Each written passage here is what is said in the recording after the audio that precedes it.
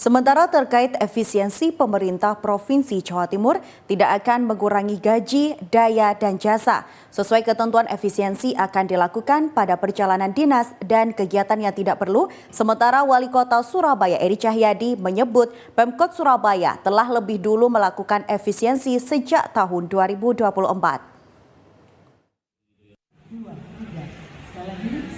Hal ini disampaikan oleh PJ Gubernur Jawa Timur Adi Karyono jika pemerintah Provinsi Jawa Timur telah melakukan efisiensi sampai ke dinas-dinas. Meski demikian, pemerintah Provinsi Jawa Timur tidak akan mengurangi kebutuhan daya seperti listrik dan AC di lingkungan kantor. Karena biaya operasional kantor otomatis akan berkurang jika pegawai bekerja dan pulang tepat waktu.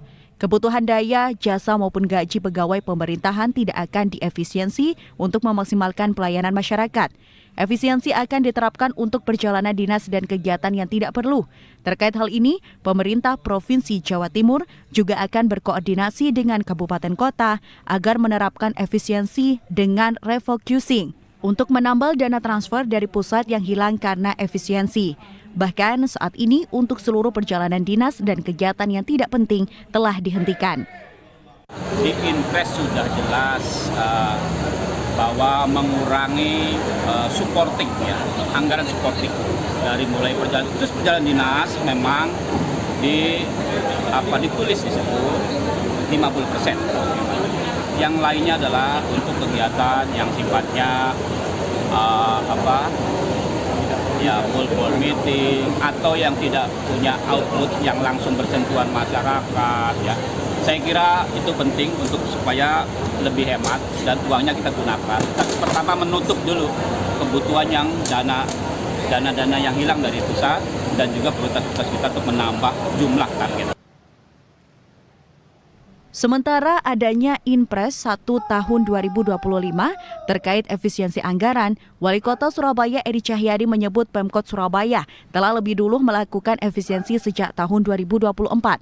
Pemkot telah memangkas anggaran ATK sebesar 20%. Pemangkasan ini kemudian ditambah di tahun ini menjadi 30%. Bahkan penggunaan teknologi digital di lingkup Pemkot juga akan dioptimalkan untuk mengurangi ketergantungan terhadap ATK konvensional. Selain itu, Eri juga menegaskan bahwa Pemkot Surabaya telah menghapus anggaran untuk kunjungan kerja, terutama perjalanan dinas ke luar negeri. Karena saya juga sampaikan kemarin pemerintah kota, saya mengambil kebijakan di tahun 2024 itu adalah memotong ATK, memotong kegiatan-kegiatan yang tidak penting yang saya gunakan. Akhirnya banyak yang bertanya, loh Wali Kota Surabaya ini modelnya apa sih? ATK kok dipotong jadi 30%?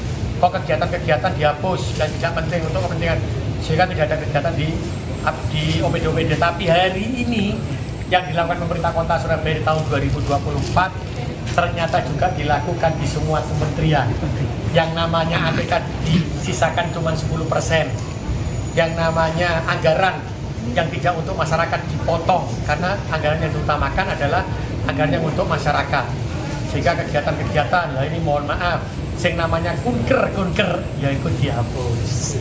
Apa mana kunker di luar negeri, lain anggota pemerintah kota sudah tidak ada. Yang di ASN tidak ada kunker yang untuk ke luar negeri. Tim Liputan CTV.